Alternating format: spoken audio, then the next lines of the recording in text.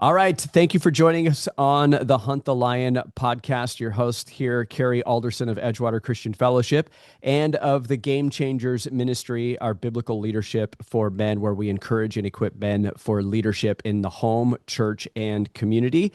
And just an extreme honor to have our featured speaker at our next Game Changers, which is coming up here soon, and a man who's inspired millions, and I'm one of them, Mr. LEE Strobel.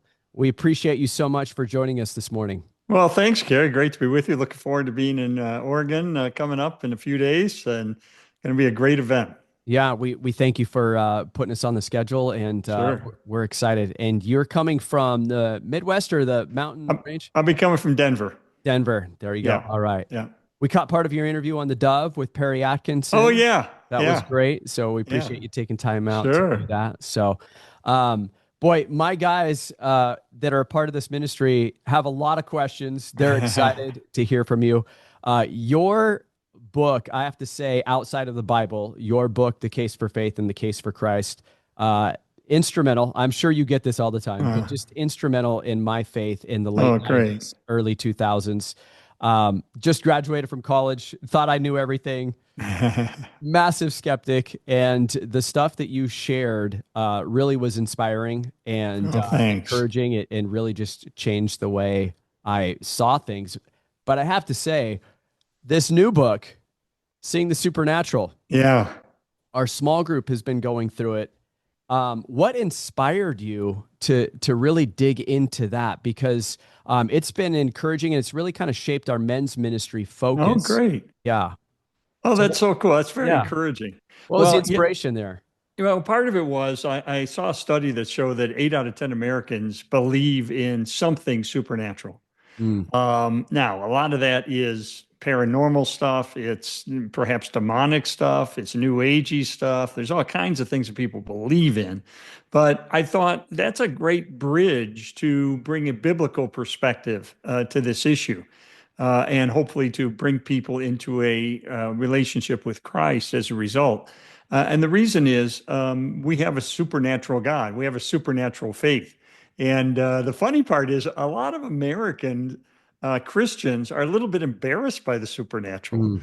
It's like, oh, we want to be respectable. And so I don't mind that my neighbors know that I'm a Christian, I go to church and so forth, but I don't get into any of that weird stuff like angels and demons and stuff like that. That's kind of the weird stuff. Uh, And I think we want to be accepted and be, respectable to our neighbors. And so many Christians don't delve into the supernatural realm that the Bible clearly describes. I mean, there are what, 200 or 300 verses about angels in the Bible. They really do exist. yeah. Jesus was an exorcist. There's no question about that. Even skeptical scholars like Marcus Borg can see that historically speaking, there's no question that Jesus was a healer and an exorcist. So I think these issues are relevant to us, and I think they point toward the reality of God and the truth of the Christian faith, especially miracles, which, in my book, I don't deal with miracles stories that you kind of just hear or read on the internet. I'm dealing with things that have been researched by medical researchers, published in peer-reviewed medical journals that have been documented multiple times by people with no motive to deceive. And so I'm looking at real stuff. By the way, if I could add something really quick, Of course. we have a motion picture coming out on December the 15th in movie theaters around the country called The Case for Miracles. And I have a chapter in my book, Seeing the Supernatural, about miracles, but this movie is based on a whole book I did on that topic called The Case for Miracles. And I'm really excited about it. I just got some of the rough cuts of it. And I think people enjoy seeing the firsthand accounts of people whose stories are well documented and whose miraculous healings point toward a supernatural God. Yeah. So what was the release date on that movie? Yeah, December 15th. It's Oh, only in wow. movie theaters for 3 days. Oh, So wow. I That's hope people incredible. can come out on the 15th and bring a friend. Bring someone who's kind of spiritually curious. Excited about that. Yeah, thank you. One of the things that I feel like holds, we talk about men leading biblically. I feel like one of the things that holds them back, we talk about, I just call it the vitamin C's. It's competence, confidence, compassion and courage. Mm, But I feel like the lack of competence mm, really causes people to shrink back. And especially yeah, when you start talking about the supernatural, I feel like a lot yeah, of us, we can't wrap our head around it. Like you said, we don't want to offend people or seem weird or like one of yeah, those fringe people. And right. so we just stay away from it. Yeah, yeah, And what I find fascinating is I would say 30 years ago, one of the big things was doubt. And you just tackle it head on with the case for faith and the case yeah. for Christ. And now we're here, we're talking about the supernatural, and you just tackle it head on. And so, what would you say to those people that have these questions that they kind of tend to push back a little bit and not really Yeah. research? Because you're the thing that I love about you so much is the diligence with which you respect Oh, thanks. or and research, I should say, respect the authorities on different topics, but the research that you put into things and the way you value research and the way you ask questions is Yeah. huge. Well, it's okay to have questions as a Christian. And I think sometimes we think, oh, if I admit that to another Christian, they're going to think my faith is weak or I'm not as good of a Christian as you are. But I look at the story of, John the Baptist, who was thrown in prison and started to have questions about, is Jesus the one we've been waiting for? And he sent some friends to track Jesus down and ask him about it. And Jesus says, go back to John, tell him what you have seen and heard. The blind receive sight, the lame walk, those with leprosy are cured, the deaf hear, the dead are raised, and the good news is preached to the poor. In other words, go back to John, tell about the evidence that you've seen that convinces you that I am the one I claim to be. And so, God's not surprised by our questions. It's not like he goes, oh my goodness, I can't believe he asked that. Yeah. And these days, it's a lot easier to do research than when I was an atheist, because I was an atheist back in the 70s and 80s. And this is before the internet, before a lot of books were written on this topic. So I'm in museums doing research. I'm doing interlibrary loans at libraries where it takes 3 months to find a book. I'm looking at microfilm and microfiche. I mean, today there's all kinds of great resources. So I think the key thing is when you have a doubt, when you have a question, I say first thing to do is crystallize it. What exactly is the question? What exactly is the doubt? Because once you can kind of put it in a sentence, then you can certainly find resources there to help you deal with the issue that at hand.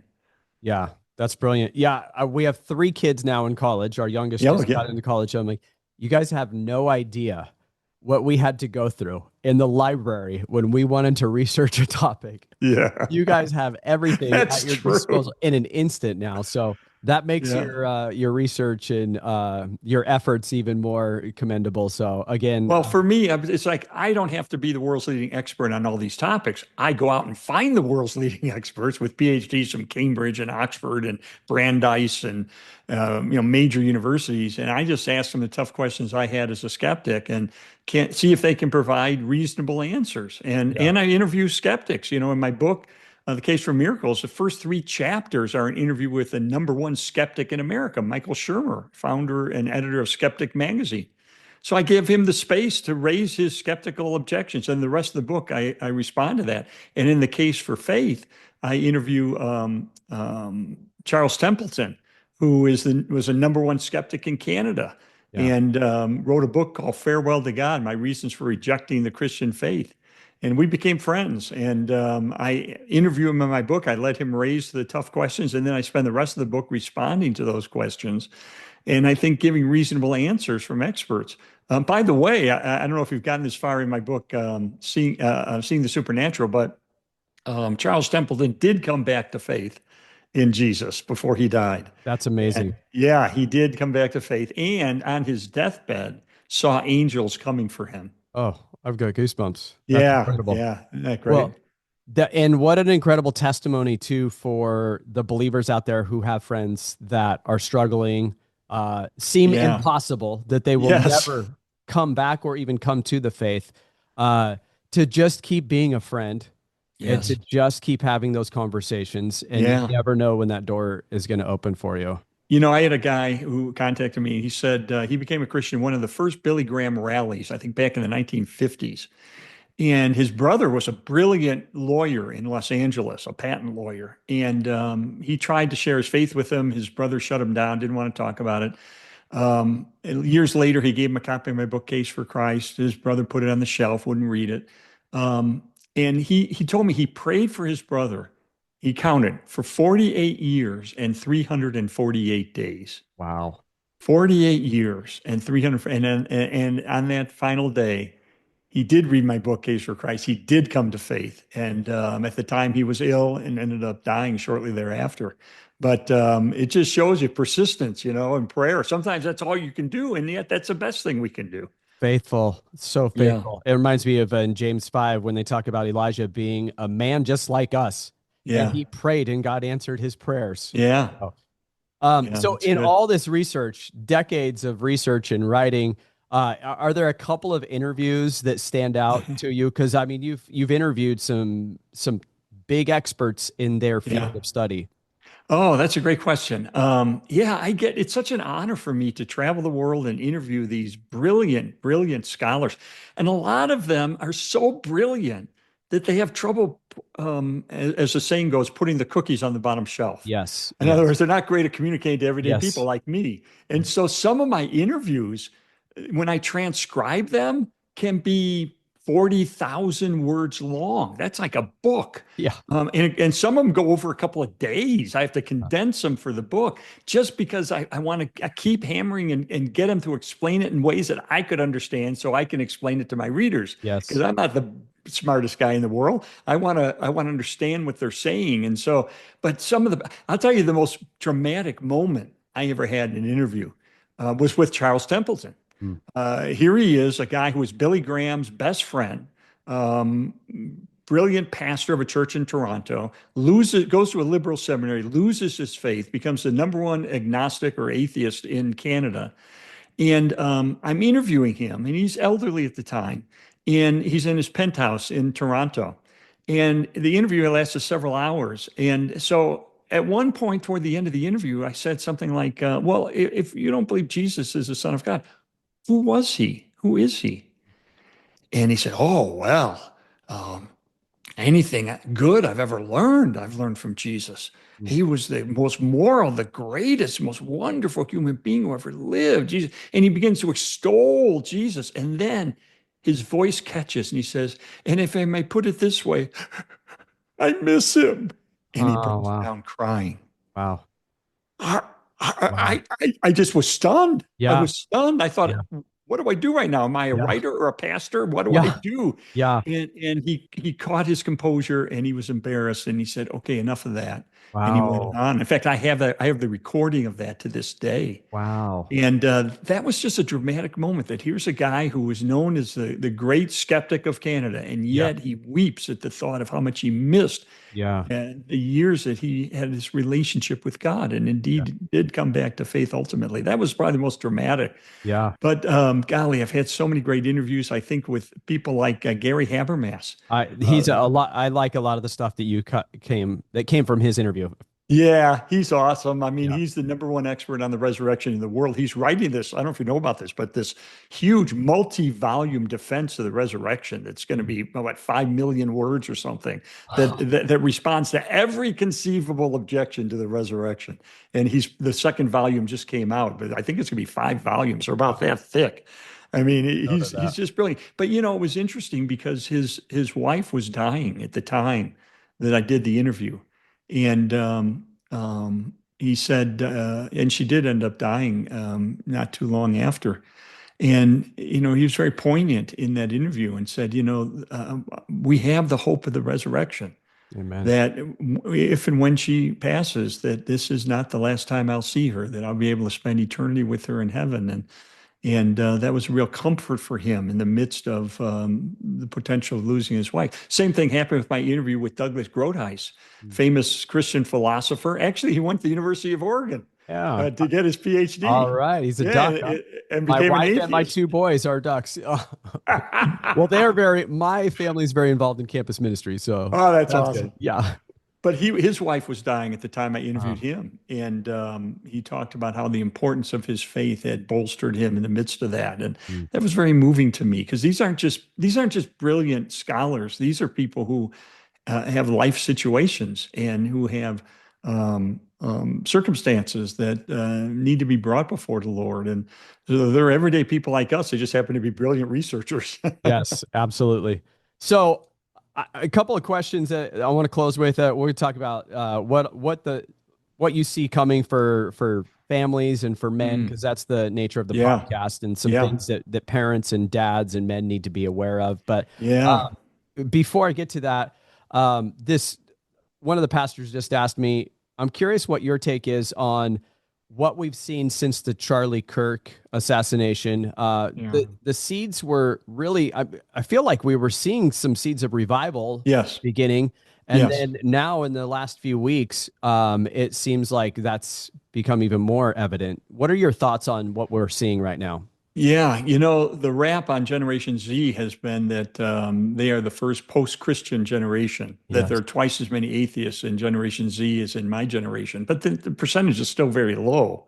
Yeah. But we are seeing incredible signs of spiritual openness. The Bible sales have increased among young people.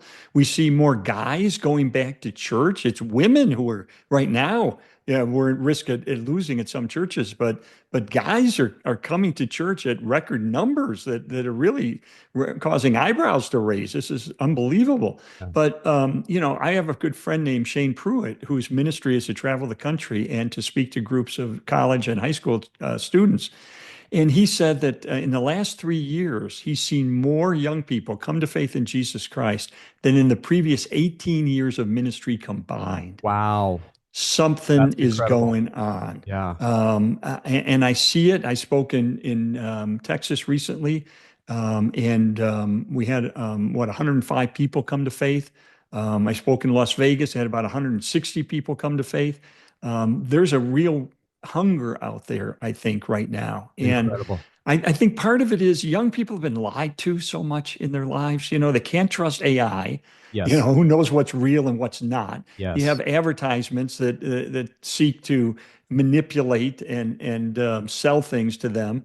The internet's full of stuff that is you can't trust Yes. 90% of it. Hmm. And I think they're looking for something solid. How do I know?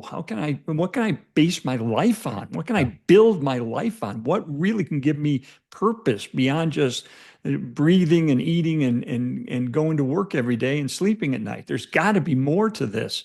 And you know what? There is. Mhm. And so I think there's a hunger right now among young people, especially, but just about everybody that they're looking for answers. And so I think that the moment is ripe. I mean, we see, I didn't know Charlie Kirk personally, but it was funny, not funny, but ironic a sense.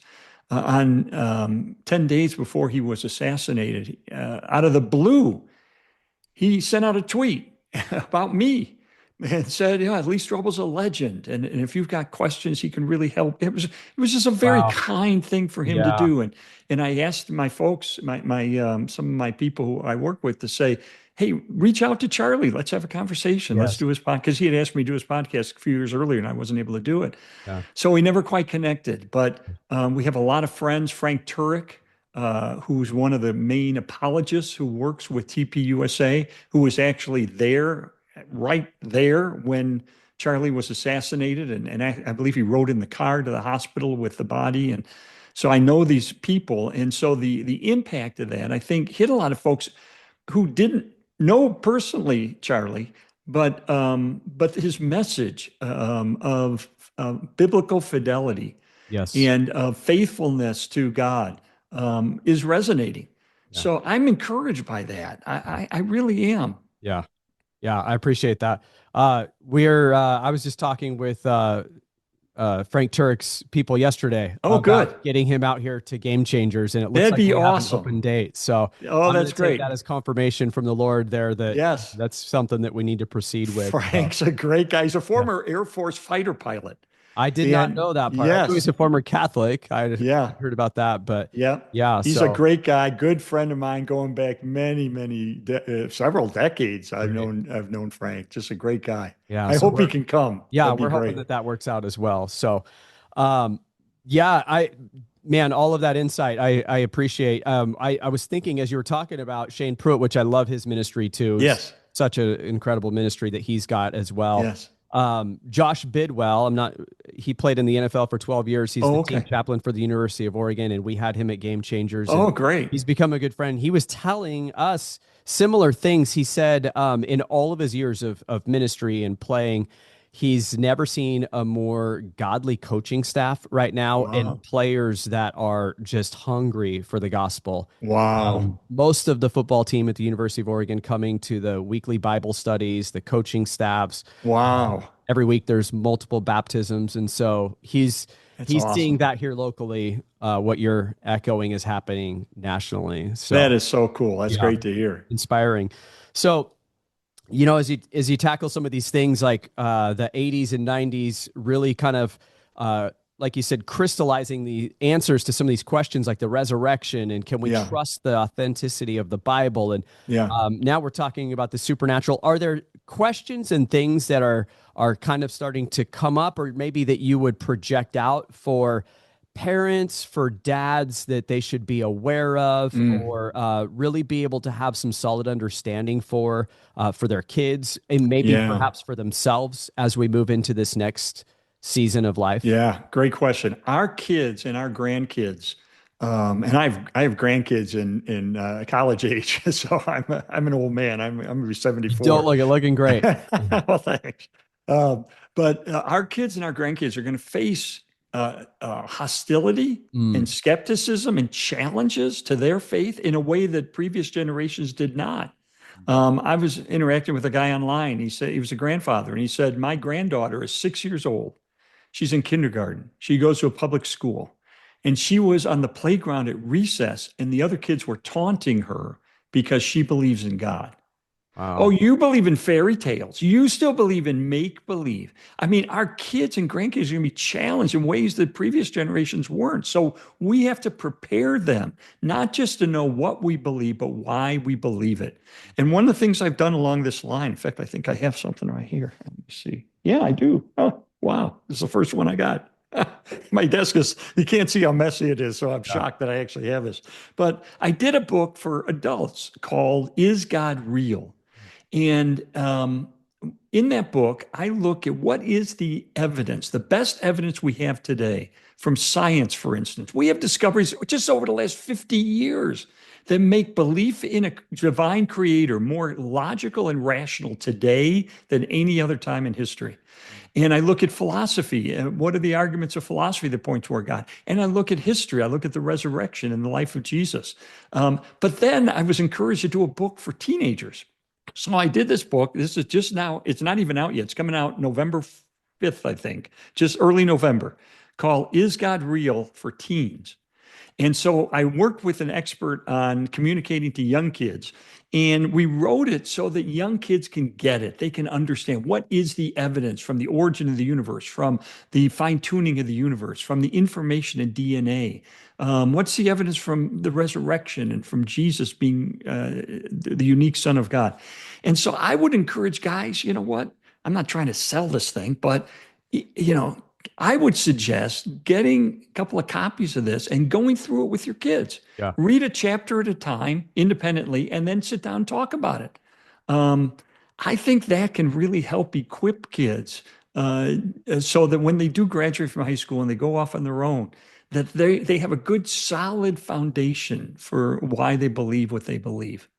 Yeah, I love that. I appreciate that. And I'm grateful that you spend so much time providing resources. Like we didn't talk about any of that stuff beforehand, but I'm super grateful that you have stuff like that available, Oh, thanks. especially in this time and age and just the work that you put into all of it. I remember buying a 10 pack of the Case for Faith for $50.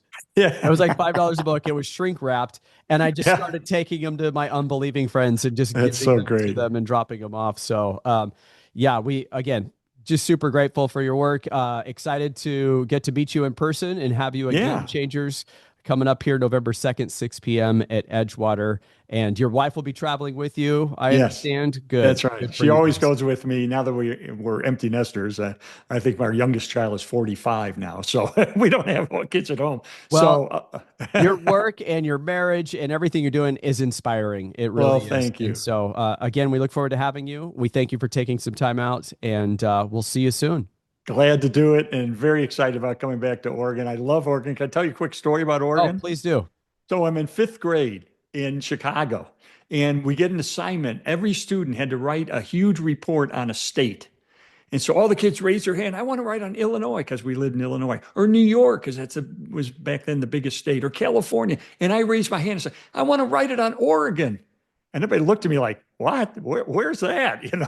And I did all of this research as a fifth grader into the state of Oregon. I wrote this huge report on Oregon, and I've grown to love the state ever since.